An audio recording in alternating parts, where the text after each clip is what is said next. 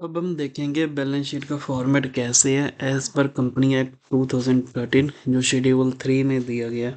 हमें इसी तरह से बैलेंस शीट का फॉर्मेट बनाना होता है। ठीक है, ये आपकी बैलेंस शीट का फॉर्मेट। और आपको जो बैलेंस शीट है वो इस वे में लिखनी होगी, हॉरिजॉन्टल हॉरिजॉन्टल नहीं, वर्टिकल वे में। तो आप 12th में जो बैलेंस शीट बनाते थे वो इस तरह से थी।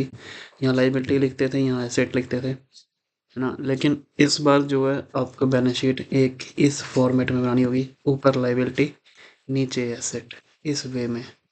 ठीक है, तो हम चलते हैं, देखते हैं कैसी है ये बनी हुई। यदि मैं इसको थोड़ा छोटा कर दूँ, दिखाऊँ कि किस तरह से बनी है। यहाँ पर देखिए लिखे है इक्विटी एंड लाइबिलिटी, ये लाइबिलिटी लिखी है आपकी और नीचे लिखी है एसेट। ठीक है, तो इस फॉर्मेट में आपकी बैलेंस शीट बनाई जाएगी। पहले जो बैलेंस शीट आपने बनाई हुई है वो इस वे में है। हाँ, यहाँ पर हम क्या क्या लिखते थे, यहाँ हम लिखते थे कैपिटल, फिर हम लिखते थे नॉन करंट लाइबिलिटी, और फिर लिखते थे करंट लाइबिलिटी। एसेट में आता था फिक्स्ड एसेट, फिर आपके आते थे करंट एसेट, है ना। तो ये आपकी बैलेंस शीट का फॉर्मेट है जो आपने 11th क्लास में किया हुआ था। अगर हम ध्यान से देखें तो ये जो कैपिटल वाला पोर्शन है ये लिखा हुआ है यहाँ पर। ये ये फर्स्ट एंड सेकंड जो हेडिंग है, लाइबिलिटी की जो हेडिंग है फर्स्ट एंड सेकंड, ये आपका कैपिटल का पोर्शन रिप्रेजेंट करता है। उसके बाद आपका ये नॉन करंट लाइबिलिटी का लिखा हुआ है, जो नॉन करंट लाइबिलिटी यहाँ लिखा हुआ था। फिर ये करंट लाइबिलिटी का पोर्शन लिखा हुआ है जो यहाँ पे लिखा हुआ था। ठीक है, तो आपकी जो हेडिंग है यहाँ पर वो 4 हिस्सों में डिवाइडेड है।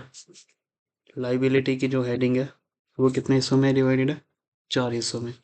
ठीक है, कौन कौन से हिस्से, पहले 2 हिस्से जो हैं, जो सब हेड है, सॉरी जो मेजर मेन हेड है वो, अच्छा मैं पहले आपको इनका नाम बता देता हूँ कि इनको क्या बोलते हैं। जो एकदम टॉप का हेड है इक्विटी एंड लाइबिलिटी, इसे आप कहते हैं मेजर हेड या मेन हेड।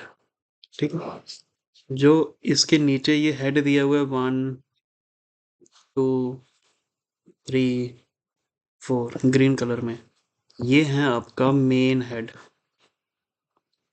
और जो ग्रीन कलर के बाद ये जो ब्लू कलर्स में हेड है, ये जो टॉपिक्स लिखे हैं, ये है आपका सब हेड। ठीक, तो लाइबिलिटी के हेडिंग जो है वो किस तरह से की है, मेजर हेड, मेन हेड, सब हेड। ठीक है, बैलेंस शीट के जो हमने यहाँ पर 3 हिस्से देखे थे, पहले कैपिटल था, फिर एनसीएल था, फिर सीएल था, उसी को हम यहाँ देखते हैं। पहले तो हेड में कैपिटल के बारे में बात की जाती है, शेयर होल्डर फंड और share application money pending allotment, ये दोनों हेड जो है मेन हेड है, ये कैपिटल की बात करते हैं। उसके बाद आपका नॉन करंट लाइबिलिटी, ये आपका नॉन करंट लाइबिलिटी की बात करता है, और ये करंट लाइबिलिटी, ये करंट लाइबिलिटी की बात। ठीक है, इसी तरह से अगर आप एसेट में जाएंगे तो एसेट में आपका ऊपर आएगा नॉन करंट एसेट और करंट एसेट। ठीक है, जैसे हम पहले कर चुके हैं 11th क्लास में। ये आपका करंट फिक्स्ड एसेट जिसको हम कहते हैं नॉन करंट एसेट, और ये आपका करंट एसेट। ठीक है, तो चीज़ वही है जो आपने पहले की हुई है, लेकिन उसका जो नाम है थोड़ा सा बदला हुआ है। क्लियर, अब हम बारी बारी देखते हैं इनकी हेडिंग कैसे की हुई है। सबसे पहले टॉप पे हेडिंग है इक्विटी एंड लाइबिलिटी, उसके बाद उसकी हेडिंग है शेयर होल्डर फंड,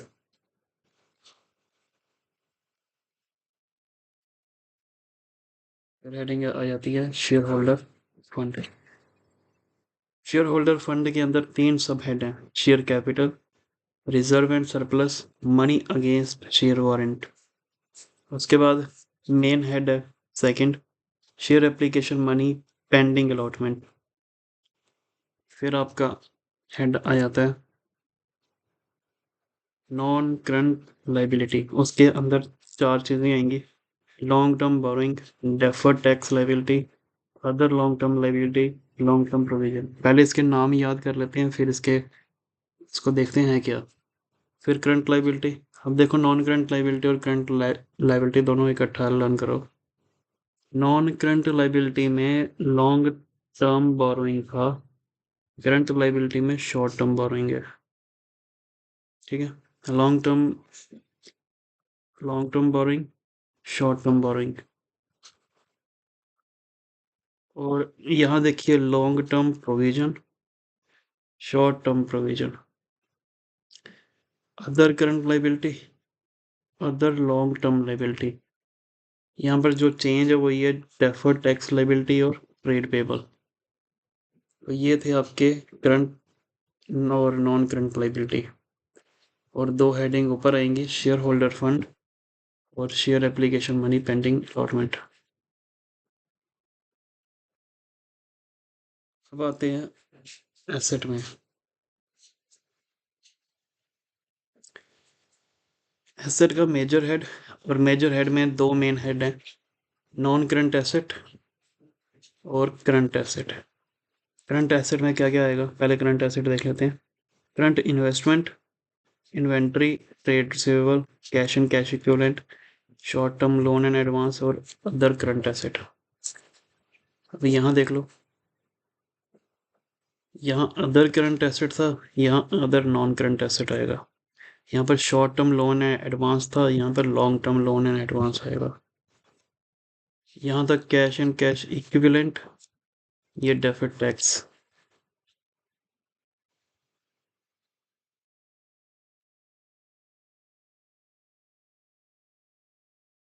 ठीक है, यहाँ पर नॉन करंट इन्वेस्टमेंट है, यहाँ पर करंट इन्वेस्टमेंट।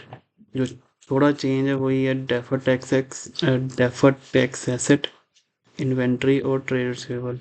तो ये आपको चीज़ें लर्न करनी पड़ेंगी, याद करनी पड़ेंगी, इसके किस तरह से हमने ये याद करना है। और इसमें जो मेन हेड है नॉन करंट एसेट का, वो है प्रॉपर्टी प्लांट इक्विपमेंट, जिसे आप फिक्स्ड एसेट कहते हैं।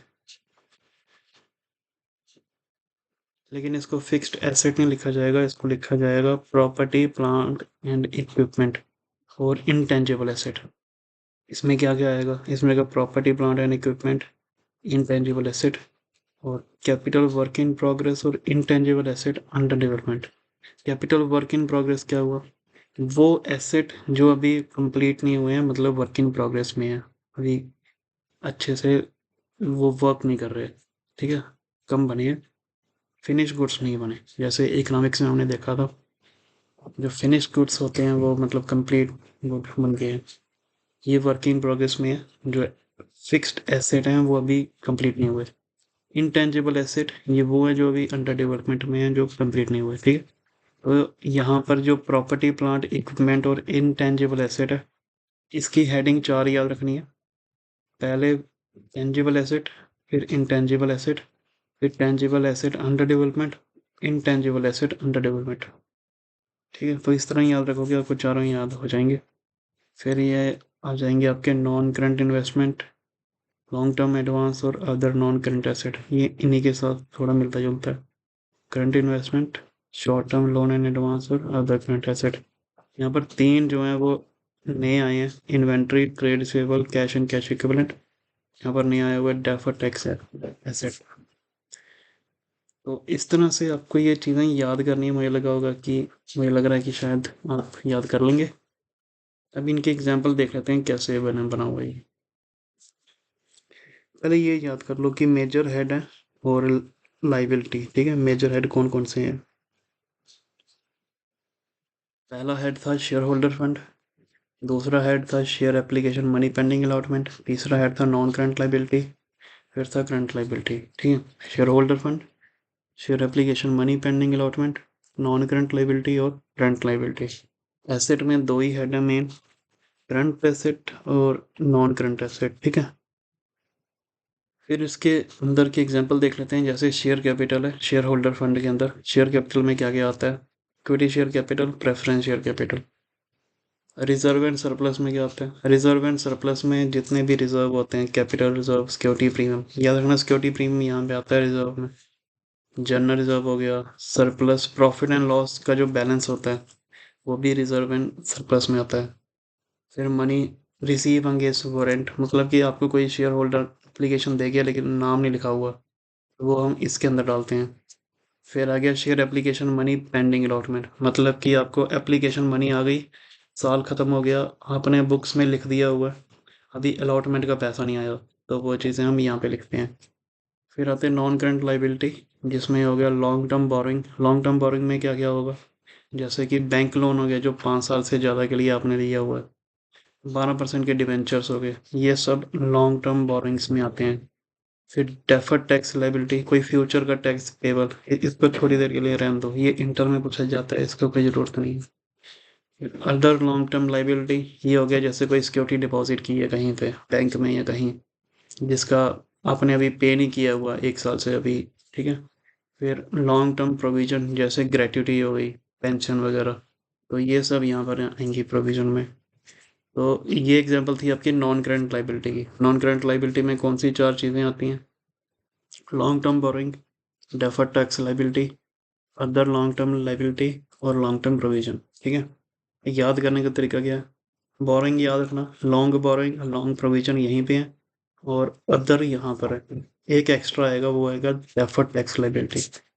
अब आते हैं अदर करंट लाइबिलिटी में, इनमें भी 4 चीज़ें हैं, बोरिंग, प्रोविजन, अदर, एक एक्स्ट्रा आएगा वो टैक्स पेबल। अब टैक्स पेबल में क्या क्या आ गया, जैसे अमाउंट पेबल टू सप्लायर, इसमें आता है आपका बिल पेबल, क्रेडिटर, ये सब आपका टैक्स ट्रेड पेबल में आ जाएगा। Short term borrowing, bank overdraft हो गया, 12 महीने से कम आपने कोई पेमेंट करनी है, ठीक है। फिर आ गया आपकी अदर करंट लाइबिलिटी, जैसे कोई सैलरी देनी है किसी को, बिल आउटस्टैंडिंग हो गया, कस्टमर को पैसा देना है कुछ, तो ये हो गया other current liability. Short term provision, इसमें क्या हुआ, जैसे प्रोविजन फॉर इनकम टैक्स या प्रपोज डिविडेंड, ये यहाँ पे आएंगे आपके शॉर्ट टर्म प्रोविजन। तो ये लाइबिलिटीज की एग्जांपल थी। शेयर होल्डर फंड, जिसमें आएगा शेयर कैपिटल रिजर्व और money receive against share parent. फिर एक head share application money pending allotment. फिर नॉन करंट लाइबिलिटी, उसके 4 हेड है, बोरिंग, प्रोविजन, अदर और डेफर्ड। फिर आते हैं करंट लाइबिलिटी में, बोरिंग, प्रोविजन, अदर और ट्रेड पेबल, ठीक है। फिर आते हैं एसेट्स में। एसेट्स में हमने देखा था मेन हेड क्या था, प्रॉपर्टी प्लांट इक्विपमेंट और इंटेंजिबल एसेट्स, ठीक है। इसमें क्या क्या हमने 4 चीज़ें देखी थी, property plant equipment, intangible asset, capital work in progress और intangible asset under development. Property plant equipment में क्या हुआ, जितने भी फिक्स्ड एसेट होते हैं, land, building, plant machinery, furniture. और इंटेंजिबल एसेट वो होते हैं जिनको हमने एसेट माना है लेकिन वो छुए नहीं जा सकते, जैसे गुडविल, पेटेंट, जो लीगल राइट होता है। कैपिटल वर्किंग प्रोग्रेस, जैसे फैक्ट्री कोई अभी कंस्ट्रक्शन में है, अच्छे से बनी नहीं है। इंटेंजिबल एसेट अगर कोई डेवलपमेंट में है, जैसे कोई सॉफ्टवेयर अभी डेवलपमेंट में है, तो ये एग्जाम्पल हो गई। नॉन करंट इन्वेस्टमेंट, जैसे लॉन्ग टर्म शेयर्स में आपने किसी दूसरी कंपनी का लिया हुआ है, वो non current investment. Deferred tax, जैसे भी छोड़ दो टैक्स बेनिफिट। फिर आते हैं long term loan and advance, कहीं पे आपने सिक्योरिटी डिपॉजिट की है। देखो लोन 2 तरह के होते हैं, ठीक है। एक लोन लाइबिलिटी में शो होता है, एक लोन एसेट में शो होता है। जो लोन लाइबिलिटी में शो हो रहा है, इसका मतलब है कि वो आपने कहीं पे दिया हुआ है, कहीं से लिया हुआ है। और जो लोन एसेट में शो हो रहा है, मतलब वो किसी को दिया हुआ है। तो ये वो लोन है जो आपने कहीं दिया हुआ है किसी को, ठीक है। सिक्योरिटी डिपॉजिट मतलब कि आपने लोन कहीं पे दिया था, एज ए एसेट वो काम कर रहा है। अदर नॉन करंट एसेट जैसे लॉन्ग टर्म प्रीपेड एक्सपेंस हो गया। और फिर आता है करंट इन्वेस्टमेंट में। करंट इन्वेस्टमेंट कौन सी हुई, जैसे कोई कहीं पे आपने म्यूचुअल फंड में पैसा डाल दिया, वो हो गई current investment. Inventory, raw material, finished goods हो गए। ट्रेड रिसीवेबल, जैसे ये हो गया आपका डेटर और bill payable. Cash and cash equivalent, यहाँ पर 3 चीज़ें आती हैं, कैश, बैंक और मार्केटेबल सिक्योरिटीज, ठीक है। तो ये 3 हो गया आपका cash and cash equivalent. Short term loan and advance, यहाँ पे आ गया एडवांस पे टू सप्लायर। और अदर करंट एसेट हो गई जैसे prepaid insurance, paid in advance, accrued income, तो ये सारे आपके current asset. Cash and cash equivalent में हमने यहाँ पर 3 चीज़ें डाल दी, कैश, बैंक, मार्केटेबल सिक्योरिटीज। तो ये चीज़ें हैं। यहाँ पर मैंने रिजर्व का सारा लिखा हुआ है, कितने तरह के रिजर्व होते हैं, तो ये लिख लीजिएगा। General reserve, workman compensation reserve, contingency reserve, capital reserve, investment fluctuation reserve, debenture redemption reserve, capital redemption reserve, employee stock option outstanding. ये नया सा है कुछ, तो इसको ध्यान रखना कि एम्प्लॉय स्टॉक ऑप्शन आउटस्टैंडिंग ये जो है ये एक रिजर्व की तरह यूज़ किया जाता है। सिक्योरिटी प्रीमियम का भी ध्यान रखना, रिजर्व में यूज़ किया जाता है। मनी अगेंस्ट शेयर वारंट ये बता दिया था मैंने, जैसे कोई आपको कोई पैसे मिले, कोई नाम नहीं लिखा हुआ, तो हम यहाँ पे डाल देते हैं शेयर वारंट में। फिर एप्लीकेशन पेंडिंग अलॉटमेंट, मान लीजिए 10 शेयर आपने इशू किए थे, एप्लीकेशन में तीन तीन रुपये मंगवाए, 30 शेयर के हिसाब से आपको पैसा आया, लेकिन बुक्स क्लोज हो गई। अब 4 अप्रैल को आपका अलॉटमेंट का पैसा ड्यू होगा, तो वही हम लिखते हैं कि एप्लीकेशन मनी तो आई, शेयर एप्लीकेशन मनी तो आई, लेकिन अलॉटमेंट जो है वो पेंडिंग है, तो ऐसा पैसा जो है वो हम इस यहाँ लिखते हैं। फिर जर्नल एंट्री जो है वो हम ऐसे ही लिखेंगे एप्लीकेशन की। फिर जो है बुक्स क्लोज हो गई, तो ये अलॉटमेंट अभी पेंडिंग है, तो हम यहाँ पर शो करते हैं कि शेयर एप्लीकेशन मनी अलॉटमेंट अभी पेंडिंग है 30 शेयर की। ठीक है, हम बैंक में लिख लेंगे 30 शेयर जो एप्लीकेशन का पैसा आया। तो ये फॉर्मेट है बैलेंस शीट का, इसको आपने सिर्फ याद करना और कुछ नहीं। कौन सा हेड कहाँ पे है, कौन से हेड के बाद कौन सा हेड आएगा। सबसे पहले आपने ये 4 हेड याद करने हैं, मेजर हेड, ठीक है, लाइबिलिटी के और एसेट के। कौन कौन से हैं, लाइबिलिटी में 4 हेड हैं, एसेट के 2 हैं, और शेयर होल्डर में यहाँ पर 3 है, या इसका कोई हेड नहीं है। और नॉन करंट लाइबिलिटी के 4 हेड हैं, करंट लाइबिलिटी के 4 हेड हैं, करंट एसेट के भी हेड हैं, प्रॉपर्टी प्लांट के हेड हैं, और इंटेंजिबल एसेट के हेड हैं, फिर करंट एसेट इनके भी हेड हैं। तो ये आपने याद करना है फॉर्मेट, ठीक।